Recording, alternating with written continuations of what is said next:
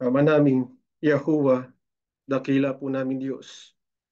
Purihin, sambahin namin ang iyong dakilang panghalan. Maraming maraming salamat, aming Aba. Uli, tinipon mo kami na iyong mga alipin sa iba't ibang panig ng daigdig. Naririto kami, O Aba, magpupuri, sasamba sa iyong pangalan. Narinig mo ang aming mga pag-awit. Totoo, Ama, aing buhay sa iyo ang aming mga sarili. Magtatapat kami hanggang sa wakas. Hinihiling lang namin, lagi mo kaming samahan sa pamamagitan ng iyong Espiritu, na lagi mo kaming maakay sa pagsunod, pagtagumpayan namin ang mga pagsubok ng buhay. Ama, hiling namin sana sa ganitong pagsamba, maging karapat dapat kami, sapagkat dito mo kami hinihintay na matipong iisa na iyong mga alipin, na way makapagbigay kaluguran sa iyo. Kundi man namin naihandang ganap ang aming mga sarili. Patawad po, Aba. Maawa ka pa sana. Turuan kaming lagi ng iyong katuwiran. Lubos naming pagtalagahan ang aming mga tungkulin sa iyo. Maluwalhati ka namin sa bawat sandali ng aming buhay. Natitipon ang iyong mga alipin, ang bawat sambahayang mga lingkod mo, Aba. Batid mo po ang aming araw-araw na dalahin sa buhay, pagsubok na hinaharap namin, hiling namin bigyan mo kami ng lakas, pagtagumpayan po namin ang lahat ng mga pagsubok. May mga taglay na karamdaman, paanong lunasan ng kanilang mga karamdaman, aming Ama. May mga suliranin sa mga hanap buhay, naway masumpungan ng mga biyayang buhat po sa iyo. Patuloy kaming gumanap ng aming mga saagutin, pagpupurit, pagsamba sa iyong pangalan. Aming Yahusha, dakila naming Panginoon, aming Hari, maraming maraming salamat din po sapagkat totoo, dama namin ng pag-ibig, patuloy na pangunguna mo sa amin. Lagi kami aasa at magtitiwala sa iyong pangunguna, sa iyong mga lingkod. Bigyan mo lang kami ng lakas. Patuloy kaming pagtyagaan na kami makasunod, makarating kami sa hangganan, sa piling mo at sa piling ng ating Ama.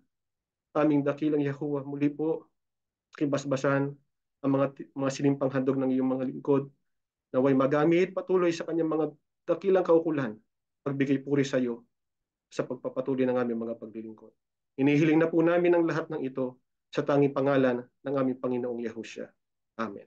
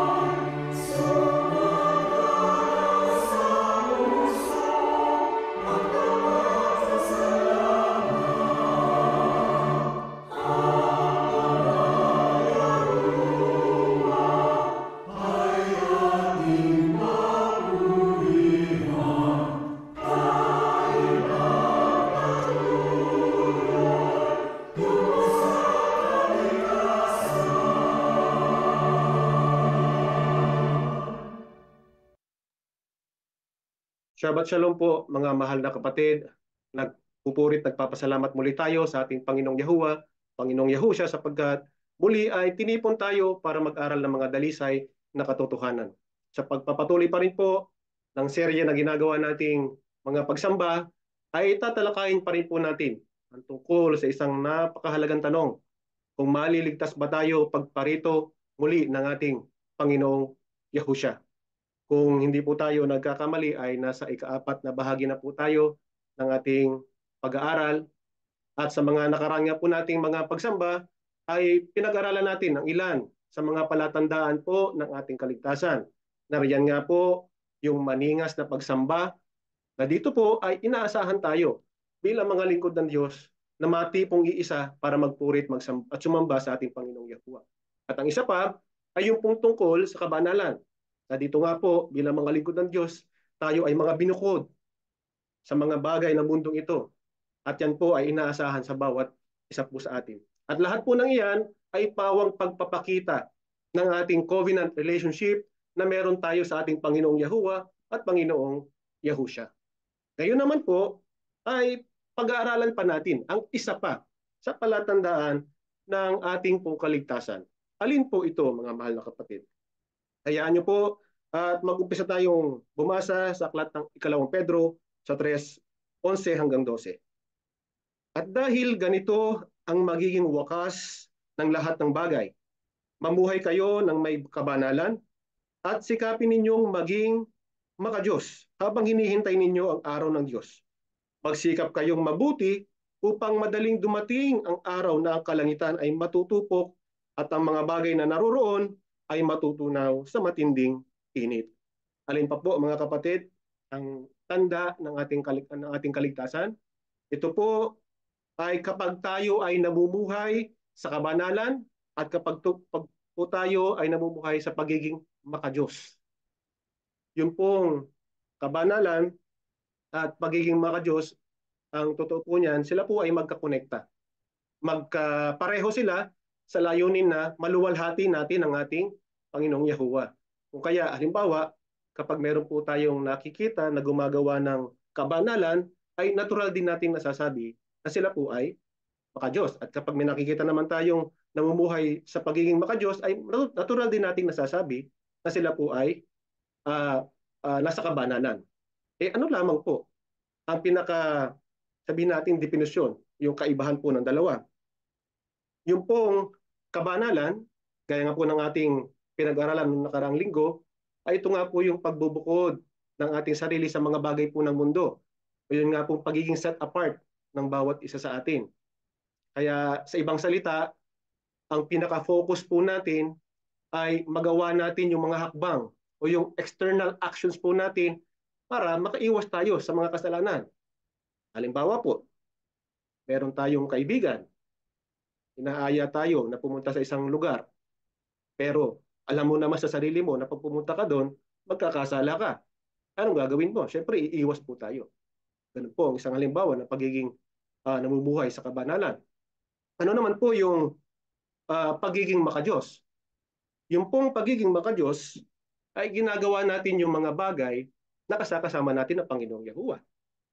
Ang pinaka-focus po natin naman dito ay mahubog yung ating um, katauhan, yung ating pong internal dispositions, yung ating attitudes, yung karakter natin, alinsunod po sa karakter ng ating Panginoong Yahuwah. Gaano po ba kahalaga, mga kapatid, ang pagiging makadiyos? Ito naman po, pakinggan niyong mabuti mga kapatid. Sa aklat pa rin po ng ikalawang Pedro, sa 1:5 hanggang 6. Dahil dito, sikapin ninyong idagdag sa inyong pananampalataya ang kabutihan, sa inyong kabutihan ang kaalaman, sa inyong kaalaman ang pagpipigil sa sarili, sa inyong pagpipigil sa sarili ang katatagan, sa inyong katatagan ang pagiging makadiyos. Kaya mga mahal na kapatid, mapuspos man po tayo ng iba't ibang katangian, na gaya nga po ng binasa natin, ang pananampalataya, kabutihan, kaalaman, pagpipigil sa sarili, katatagan. Opo, lahat po ng iyan ay mahalaga. Pero kung wala po yung pagiging makadiyos, kulang at kulang pa rin po tayo. Ganyan po kahalaga ang pagiging makadiyos. Kaya nga po anong pag-uutos sa atin ng Biblia, sikapin ninyong idagdag sa lahat ng katangian ang pagiging makadiyos. Sino po? Sino po mga kapatid? Yung masasabi nating nabubuhay sa pagiging makadiyos.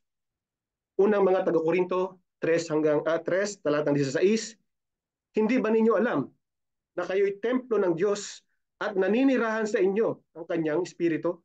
Sino po? Yung nabubuhay sa pagiging makadiyos, sila po yung sinasamahan ng espiritu o sinasamahan ng ating Panginoong Yahuwah.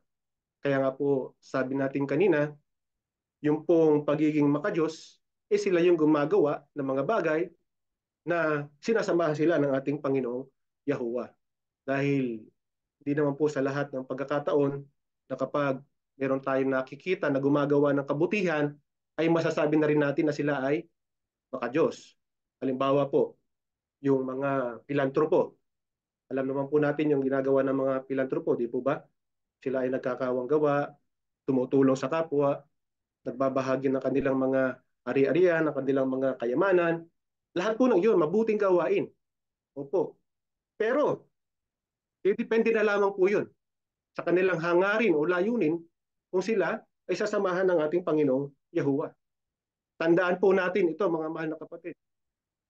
Kaya kaya po nating lahat na magmukhang mabuti sa harapan po ng ibang tao. Pero hindi po natin kaya. Basta lang maging maka-Diyos. Hindi po ganun kadali yun, mga mahal na kapatid. Eh sino lamang po ang makakagawa nun? Sila po yung sinasamahan ng ating Panginoong Yahuwah. E tayo po, mga lingkod ng Diyos. May pangako po ba sa atin ng Panginoong Yahuwah na tayo'y kanyang sasamahan? Opo, meron po. Pero dapat po ay ihanda muna natin ang ating sarili para tayo ay samahan ng ating Panginoong Yahuwah. Tandaan po natin na ang Diyos ay Diyos at tayo ay mga tao lamang, taong makasalanan. Kaya marapat lamang po na ihanda natin muna yung ating sarili para tayo ay samahan ng ating Panginoong Yahuwah. Paano po natin gagawin yung paghahanda, mga mahal na kapatid? Kapag po dinevelop po natin yung ating pagiging maka-Diyos. Ang tanong, paano po natin i-develop yung pagiging maka-Diyos? Pakinggan niyo po, nakasulat sa unang Timoteo sa 4, talatang 7. Huwag mong pag-aksayahan ng panahon ang mga alamat na walang halaga. Sa halip, pag sumikapan mong maging maka-Diyos, may pakinabang sa pagpapalakas ng katawan, ngunit ang pagsusumikap na maging maka-Diyos ay mapapakinabangan sa lahat ng paraan sapagkat ito ay may pangako hindi lamang sa buhay na ito ngayon, kundi maging sa buhay na darating. Paano po natin, mga mahal na kapatid, i-develop ang pagiging maka-Diyos? Magagawa po natin yun kapag atin pong sinanay ang ating mga sarili o pag pinagsumikapan po natin maging maka-Diyos. Hindi po pwede na basta lang tayo hihiling sa panalangin na tayo gawing maka-Diyos. Hindi rin po pwede na yung gagawa lang tayo minsan tapos sasabihin na natin sa ating sarili na tayo ay maka-Diyos na. Hindi po yung ganun. Iisa lamang po ang paraan, mga kapatid, para tayo ay maging maka-Diyos. Paano po yun? Kapag sinanay po natin ang ating mga sarili sa pagiging maka-Diyos. Kaya nga po, halimbawa, di po ba halimbawa, pag nag-workout tayo sa isang gym, meron tayong pinaka-aim para sa ating sarili na ma-achieve. Eh, okay na po ba yung isa o dalawang beses lang tayo mag-workout para ma-achieve na natin yung gusto natin sa ating sarili? O kaya halimbawa, tayo ay mga atleta, eh okay na ba yung kung kailan lang natin maisipang mag-ensayo, saka tayo mag-ensayo, tapos magiging champion na tayo sa sports nating sinasalihan? Hindi po yung ganun, mga mahal na kapatid. Napakahalaga po kasi, mga kapatid, nung tinatawag na consistency, mga kapatid. Saka pa lamang po natin ma-achieve yung gusto natin sa ating sarili kapag consistent po tayo sa ating pagsasanay. Kasi doon po tayo makikilala, mga mahal na kapatid. Doon po sa palagian po natin ginagawa at hindi po doon sa minsan lang natin ginawa. Kaya tatandaan po natin yung mga kapatid. Kaya halimbawa, tayo, mga lingkod ng Diyos, kinikilala natin ang ating sarili na mga lingkod ng ating Panginoong Yahuwah at Panginoong Yahusha. Eh pero, palagian naman tayong nakikita sa paggawa ng kasalanan, palagian tayo nandun sa kalayawan, palagian nandun sa bisyo, kalaswaan, sa palagay po ba natin, kikilalanin pa rin tayo ng mga lingkod ng Diyos? Hindi po. Doon tayo kikilalanin sa palagian natin ginagawa. Kaya, mga kapatid, habang tayo ay naghihintay sa pagdating ng ating Panginoong Yahusha, sanayin na po natin ang ating mga sarili sa pagiging maka-Diyos. E ngayon, paano po natin sasanayin ang ating mga sarili sa pagiging maka-Diyos? Mga taga-Roma 12, talatang 1, pakinggan nyo ito mga mahal na kapatid. Kaya nga, mga kapatid, alang-alang sa masaganang habag ng Diyos sa atin, ako'y nakikiusap na ialay ninyo ang inyong sarili bilang isang handog na buhay, banal at kalugod-lugod sa Diyos. Ito ang karapat-dapat na pagsamba ninyo sa ating sa Diyos. Paano po natin sasanayin ang ating mga sarili sa pagiging makadiyos? Una po sa lahat na dapat po natin gawin ay yung pong karapat-dapat na pagsamba. Ano daw po yung karapat-dapat na pagsamba, mga mahal na kapatid? Kapag inialay po natin ang ating sarili na handog na buhay, banal at kalugod-lugod sa Diyos. Kaya may malaki po talagang kaibahan yung basta lang dumalo sa pagsamba at dun po sa tunay talagang sumamba sa ating Panginoong Yahuwah. Dahil yung pong tunay na sumasamba sa Panginoong Yahuwah ay inihahanda niya kanya sarili para maging karapat-dapat na humarap sa ating Panginoong Diyos. At tinitiyak po niya na lagi siyang nakadadalo sa pagsamba. Dahil sa pamamagitan po noon ay masasanay niya ang kanyang sarili sa pagiging makadiyos. Ipagpapatuloy po ang ating pag-aaral.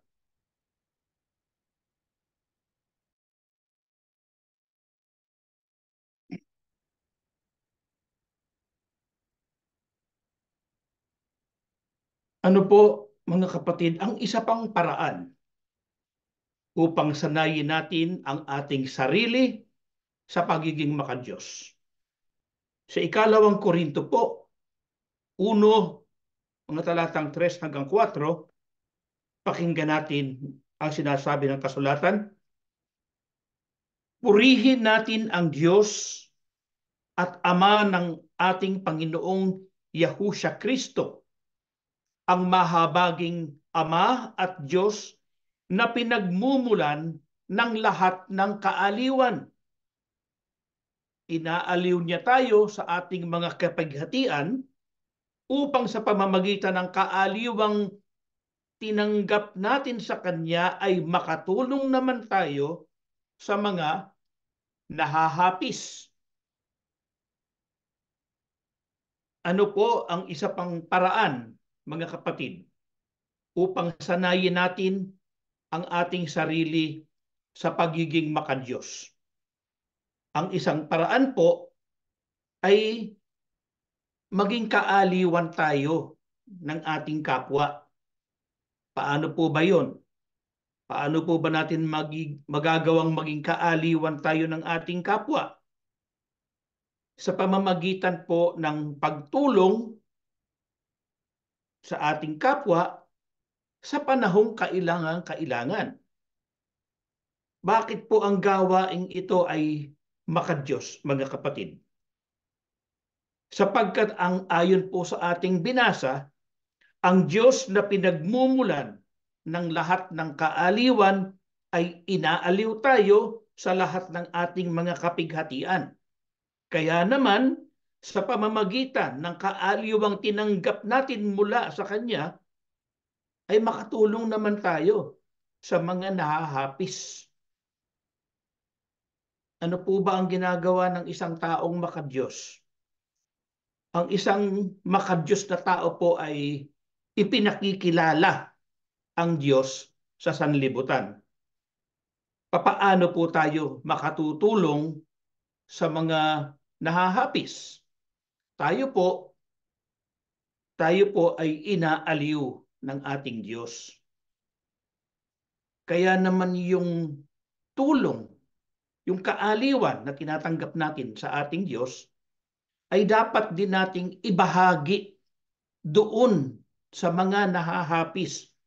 Paano natin po gagawin yon? Ipakikilala natin o itatanyag natin sa kanila ang ating Diyos. Ilalarawan natin sa kanila ang ating Diyos. Ano po ba ang larawan ng Diyos, mga kapatid? Ang larawan ng Diyos ay banal. Ang sabi po ni Apostol Pedro, banal ang sa inyo'y tumawag, kaya dapat din kayong magpakabanal. Kabanalan ang isang larawan po ng Diyos. Kaya tayo po, tayong mga tumanggap ng kaaliwan mula sa ating Ama. Dapat tayong maging katulong. Dapat tayong maging mga kamay at mga paa ng ating Diyos na makita sa atin ang hindi nagmamaliw na pag-ibig ni Yahuwah na ating Ama. Paano po natin ito magagawa? Maging kasangkapan tayo, mga kapatid, upang ipahayag, itanyag, ipakilala, ilarawan ang Diyos sa sanlibutan. Para tayong nagdadala ng lampara na maliwanag sa isang madilim na lugar. Nililiwanagan natin ang kadiliman. Ano pa po ang isang larawan ng Diyos? Ang isa pang larawan ng Diyos, mga kapatid, ay pag-ibig. Pag-ibig ang isa pang larawan ng Diyos, kung kaya't dapat makita rin sa atin ang pag-iibigan sa isa't isa, hindi lamang sa isa't isa, pag-iibigan din sa mga taong nahahapis. Paano pa natin matuturuan at sasanayin ang ating sarili na maging makadiyos, mga kapatid? Basahin po natin ang nakasulat sa aklat ng Tito 2, mga talatang 12 hanggang 13. Ito ang nagtuturo sa atin na talikuran ang kasamaan at makamundong pagnanasa. Kaya mamuhay tayo sa mundong ito ng maayos, matuwid at makadiyos habang hinihintay natin ang napakagandang pag-asa na walang iba kundi ang maluwalhating pagbabalik ng ating dakilang Diyos at tagapagligtas na si Yahushua Kristo.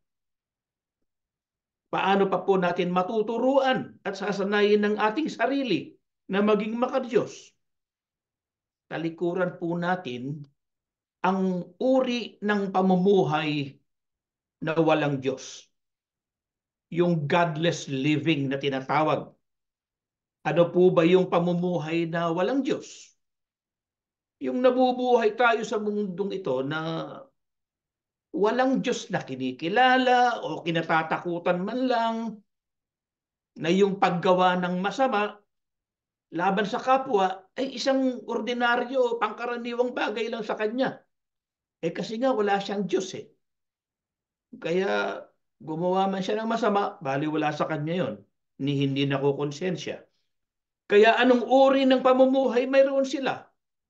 Liko, makamundo, hindi makadiyos.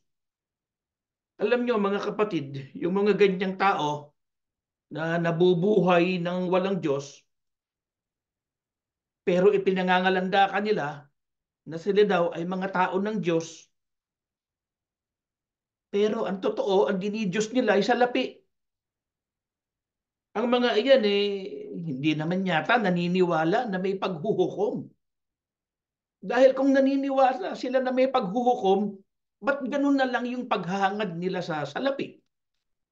Kapag ka ba natapos na ang lahat ng mga bagay, may halaga pa ba yung salapi? Wala na. Pero bakit gustong-gusto nilang magkamal ng salapi sa mundong ito? Pagkatapos ituturo nila, malapit nang maghukom. Ano bang klase yan? Aanin mo pera pag naghukom. Di po ba? Wala silang kabusugan. Ginagamit ang mga salita ng Diyos upang magkamal ng salapi. Walang tigil ang paghingi ng pera sa mga kapatid para lang di umano sa pagtatayo ng kapilya. Hindi naman masamang magtayo ng kapilya. Ang masama ay yung walang tigil na paghingi ng pera. Ang ganyang gawa ay nagkukunwang makadiyos. Makadiyos di umano. Ang sabi ng kasulatan, may anyo ng kabanalan. Anyo lamang po. Anyo lamang ng kabanalan. Paano pa natin sasanayin ang ating sarili upang maging makadiyos, mga kapatid? Basahin po natin ang nakasulat sa unang Korinto 10:31. Kaya kung kayo man ay kumakain, umiinom, o anuman ang inyong ginagawa, gawin ninyo ang lahat sa ikaluluwalhati ng Diyos. Paano pa po natin sasanayin ang ating sarili upang maging makadiyos? Ang sabi po sa ating binasa, ano man ang ating ginagawa, kung yan man ay kumakain o umiinom, gawin ang lahat sa ikaluluwalhati ng Diyos. Ano yung binigay na halimbawa? Yung pagkain at pag-inom.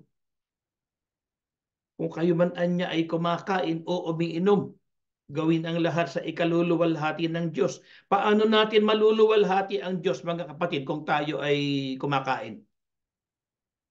Ipinananalangin po natin ang ating pagkain, di po ba? Panalangin ng pagpapasalamat sa mga biyayang kaloob sa atin ng Diyos. Baka naman hindi natin namamalayan, mga kapatid, na yung kinakain pala natin, mga pagkaing ihinain sa Diyos-Diyusan. Kahit anong gawin nating panalangin doon, hindi babasbasan ng Ama yun. Bakit? Hinain po sa Diyos-Diyusan eh. Yun yung mga pagkain sa piyesta. Para di umado sa kanilang mga poon o patron na si San Juan, San Roque, San Sebastian, San Beda, pangalan ng mga university sa Pilipinas. Baka naman po natutokso rin tayong kumain ng dinuguan. Meron kasing masarap magluto ng dinuguan. Pero mga kapatid, nabanggit natin yung dinuguan, hindi po yung dugo ang nagpapasarap dun sa pagkain. Yun pong timpla nung suka, nung vinegar. Yun po ang nagpapasarap dun, hindi po yung dugo. Dugo, hindi naman ipinakakain yan. Ano pa po? Baka po yung ating iniinom, mga kapatid, hindi nakalulugod sa Diyos. Bakit po hindi nakalulugod? Kasi po nakakalasing. Bakit po ganito ang mga halimbawang ibinigay sa atin ng Biblia? Kasi po yung mga halimbawang yan, yung pagkain at pag-inom, araw-araw ginagawa natin. Hindi po ba? Kaya ano man ang ating gawin, o may gusto tayong gawin, mga kapatid, huminto tayo sandali. Tanungin natin ang ating sarili, maluluwalhati ko kaya ang aking Ama sa gagawin kong ito? Halimbawa, gusto nating mag-post sa social media, sa Facebook, Instagram, YouTube kaya. Yung kayang ipopost natin, makaluluwalhati sa ating Diyos. Tanungin po natin ang ating sarili. Paano pa po ang isang paraan ng pagsasanay sa sarili na maging makadiyos? Ganito po ang nakasulat sa aklat ng mga awit, 37:4 hanggang 6. Kay Yahuwah mo hanapin ang kaligayahan at ang pangarap mo'y iyong makakamtan. Ang iyong sarili sa Kanya italaga. Tutulungang ganap kapag ikay nagtiwala. Ang kabutihan mo ay magliliwanag katulad ng araw kung tanghaling tapat. Paano pa po ang isang paraan ng pagsasanay sa sarili na maging makadiyos?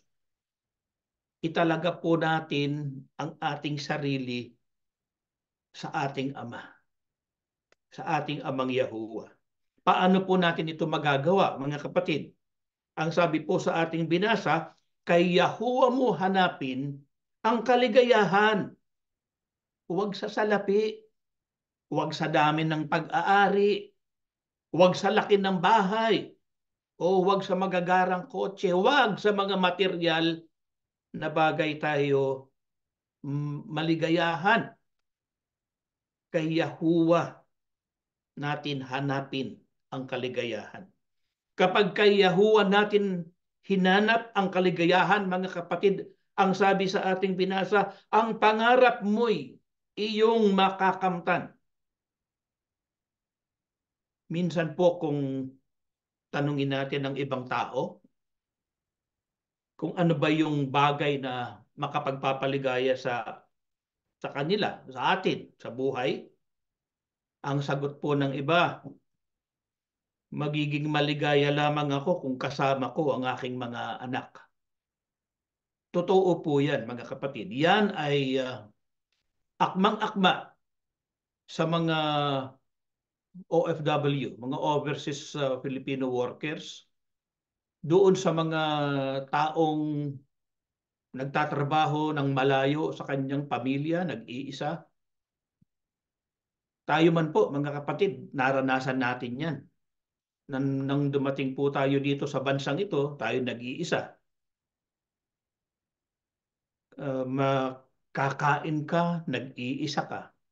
Pagsubo mo ng kanin, papatak ang luha mo. Bakit? Sa sobrang lungkot.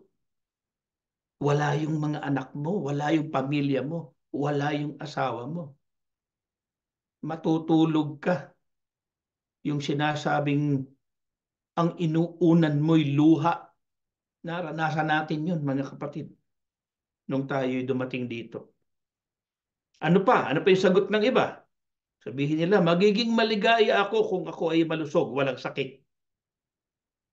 Totoo rin po yan. Doon sa mga, lalo na doon sa mga senior citizens, yung mga mayroon ng tinatawag na maintenance drugs.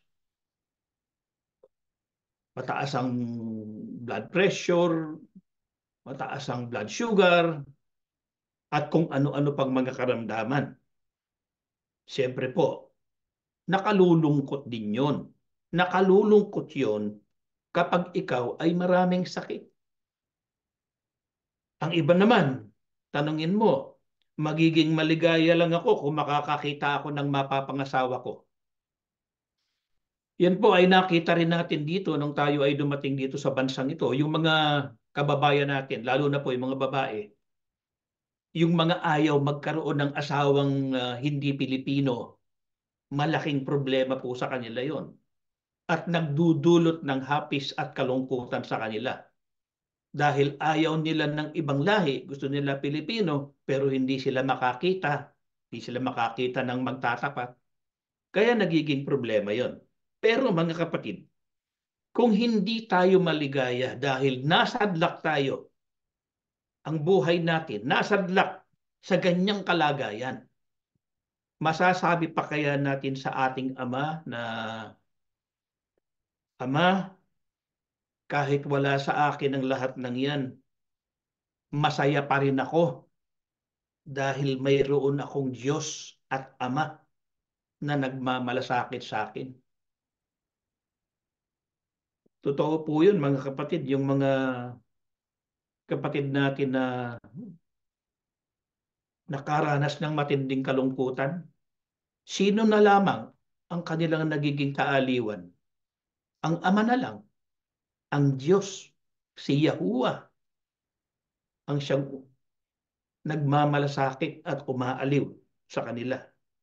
Kaya po unahin po natin ang Diyos higit sa lahat.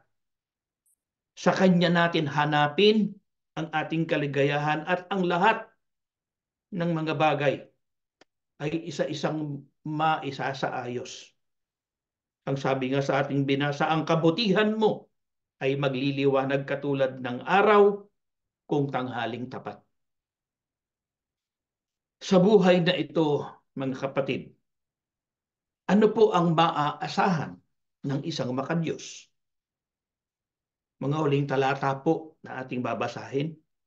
Sa aklat po ng Salmo 37:23 hanggang 25. Ginagabayan ni Yahuwah ang bawat hakbang ng taong matuwid na ang buhay ay nakakalugod sa kanya. Matisod man siya'y hindi siya mabubuwal dahil hinahawakan siya ni Yahuwah. Ako'y naging bata at ngayon matanda na. Ngunit hindi ko pa nakita kahit kailan na ang matuwid ay pinabayaan ni Yahuwah o ang kanyamang mga anak ay namalimos ng pagkain? Ano po, mga kapatid, ang ating maaasahan? Ang maaasahan ng isang makadiyos sa buhay na ito. Kung ikaw ay taong matuwid at ang buhay mo ay nakalulugod kay Yahuwah, gagabayan niya ang bawat hakbang mo. Ano po ba ang ibig sabihin gagabayan ang bawat hakbang natin? Gagabayan ang ating mga lakad, ang ating pamumuhay. Hindi tayo maliligaw, hindi tayo maililigaw ni numan. Bakit po? Sapagkat matuwid. Matuwid ang ating pamumuhay. Matuwid ang ating pananampalataya. Matisod man ang isang taong makadiyos at matuwid, hindi siya mabubuwal dahil hahawakan siya ni Yahuwah. Opo, mga kapatid, lahat tayo, gaano man katatag, may mga pagkakataong natitisod din. Yung matuwid po at makadiyos, matisod man, hindi basta-basta mabubuwal. Bakit po? Hawak siya ni Yahuwah. Hindi siya hahayaang mabuwal o matalo ng katitisuran. Ano po ang patotoo ni Haring David na lingkod ng Diyos? Ang sabi niya, ako'y naging bata at ngayoy matanda na. Ngunit hindi ko pa nakita kahit kailan na ang matuwid ay pinabayaan ni Yahuwah o ang kanyamang mga anak ay namalimos ng pagkain. Totoo po yun, mga kapatid. Patotoo yan ng unang lingkod ng Diyos. Sabi niya, ako'y naging bata at ngayon matanda na. Pero hindi pa niya nakita ang isang taong matuwid na pinabayaan. Kaya po mga kapatid, ang pagiging makadiyos ay isang matibay na batayan o salalayan ng ating ikaliligtas. Sa ating mga nakaraang leksyon po tungkol sa katanungan kung tayo po ba ay maliligtas sa muling pagparito ng ating Panginoong Yahushua, ating nalaman na ang mga ito ay kinakailangan para sa kaligtasan. Ang kaligtasan, unang-una, hindi makakamit sa pamamagitan ng pagiging kasapi ng isang relihiyon.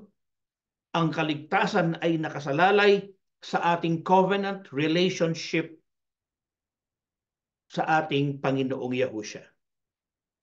Ano pa po? Kung tayo ay nakapag-aalay ng isang maningas na pagsamba, kasama po yan sa mga hinahanap. Ano pa po? Ang kabanalan. At ang ating pinag-aralan ngayon, ang pagiging makadiyos. Alam nyo mga kapatid, nakasulat sa aklat ni Timoteo na mangagtipon sa kanilang sarili ng isang mabuting kinasasaligan para sa panahong darating upang sila'y makapanangan sa buhay na tunay na buhay. Mga kapatid, kapag mayroon tayong ganitong katangian, yung apat na binanggit natin, yung apat na pinag-aralan natin, ibig sabihin ay nakapagtipon na tayo sa ating sarili ng kinasasaligan upang makapanangan tayo sa buhay na tunay na buhay.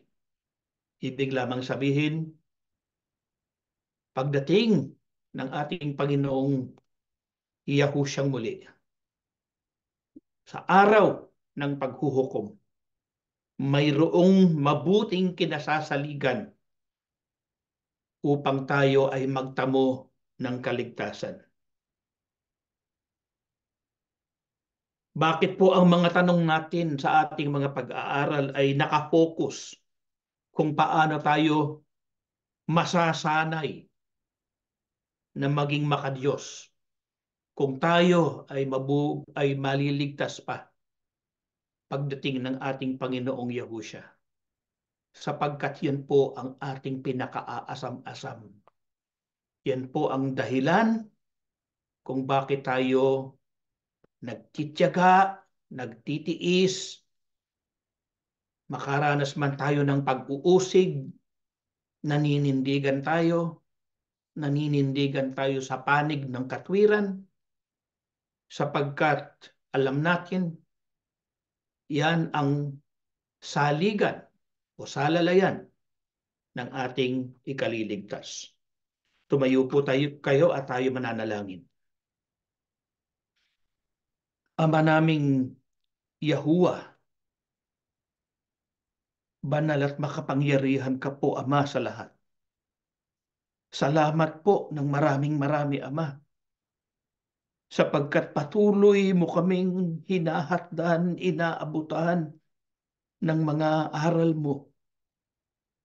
Mga aral mo na siyang nagpapatibay sa amin, siyang papataas ng antas ng aming pananampalataya. Mga aral mo na kung amin pong susundin, maghahatid sa amin sa kaligtasan. Kaya namin ito pinag-aaralan, Ama, sapagkat nais naming magtamo ng kaligtasan.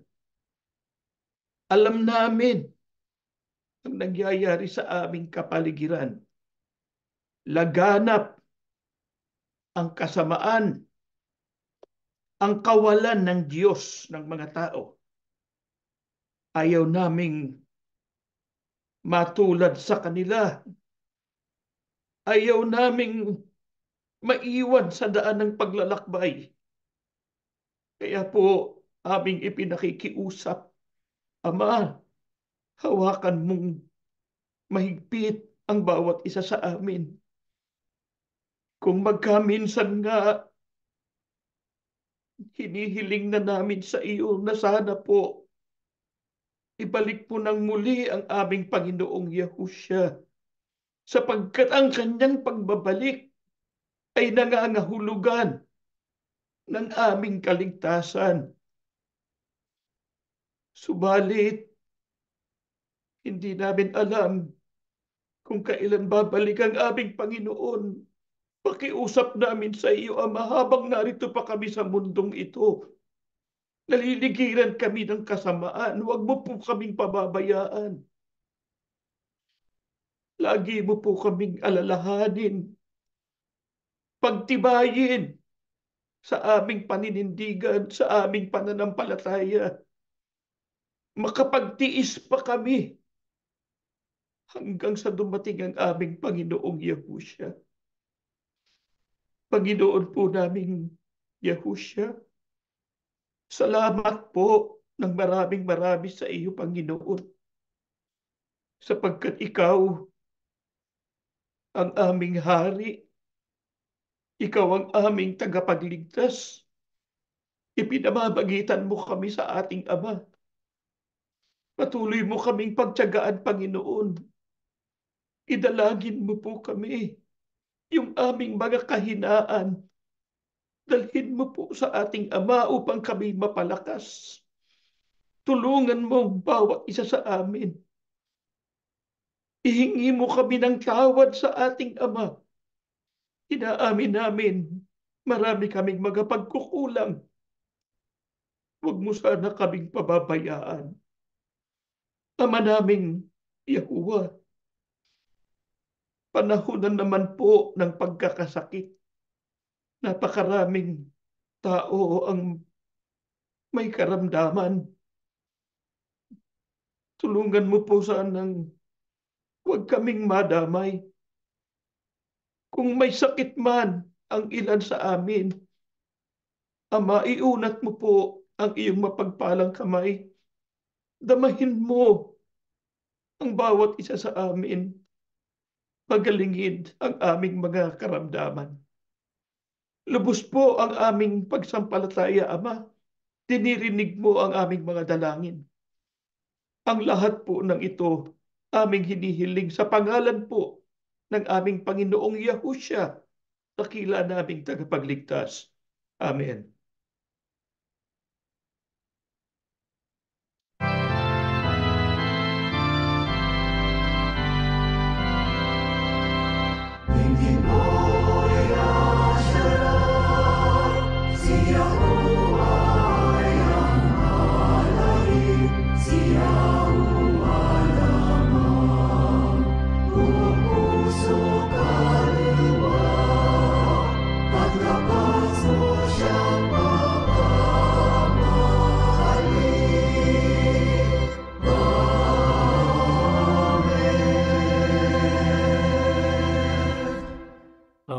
malalim na pag-ibig at masaganang awa ni Yahuwah Abay lumukob sa atin, ang alaala at kapayapaan ni Yahushua HaMashiach magpalakas sa atin, at ang laging pagsama ng Ruach Kodash sumaating lahat ngayon at magpakilanman. Amen. Beloved brethren, just one announcement for today, and this is about our General Assembly, which will be held Saturday, December 30, 2023. Ito po ay merong meet and greet, so we get to meet each other from different places throughout the world. And we suggest and recommend that between now and the day of our meet and greet, to think of ideas of activities that you want the assembly to be engaged in. Think of if you have any suggestions or questions, you are able to bring it up in our General Assembly. We're going to have a 2023 review and a 2024 calendar of activities. Again, this is for Saturday, December 30, 2023. That is all. And may Yahuwah Abba and Yahushua HaMashiach bless all of us.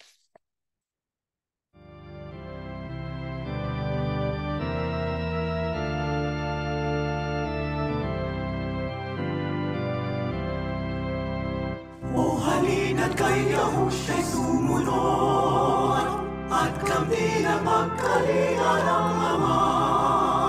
Tuparin ang utos niya, tayo'y magpakatatag, at sa panig natin ang Amang Banal.